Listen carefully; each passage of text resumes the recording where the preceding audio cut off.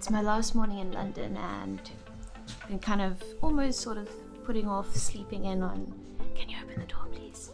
And getting some morning shots of the beautiful sunrise at Canary Wharf on the buildings. So I'm gonna see if we can get some nice shots of sunrise. Let's see what we can get. Julia. Good morning, everyone. Hey everyone, Natalie here. Here's some footage from the archives that were, in all honesty, they're going to be deleted, but I figured I need to stop being pedantic with my YouTube videos, and I'm sure that this will be entertaining to some of you out there.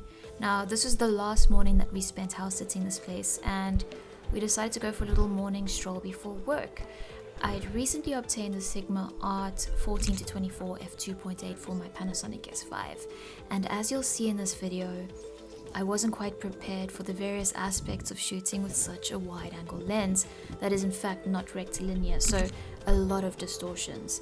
And me being the artist that I am, I figured I wouldn't be too bothered by some of the distortion, but during the editing, I realized that I'm not so artistically free. So going forward in this video, for this session from February, there are a few educational topics that we can touch on to add some value to this video. So note how for a few of the images of the session, I'm cropping in a lot. So clearly with this lens, I hadn't yet shifted my thoughts and processes to accommodate for the type of lens that I was shooting with. Editing the session has also had me really pay attention to the distortions, as I mentioned with this lens. I purchased this lens to kind of experiment with wide-angle portraits, but obviously using it as much as possible for all forms of photography will help me understand not only the lens better, but me as a photographer better, and kind of really showcasing my limitations here.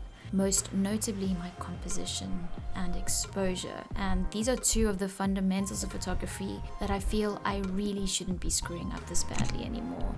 At least I don't think so. So with so many of these images, I've relied heavily on tight crop ins, which will come at the expense of image quality, and luckily I didn't go out with the intention of taking photos to print. But if I'm honest, it is nice to pleasantly surprise yourself every now and then, and I'm pretty much only impressed with like 2 photos that I got from this entire session. And this isn't me being hard on myself or anything like that, it just is what it is.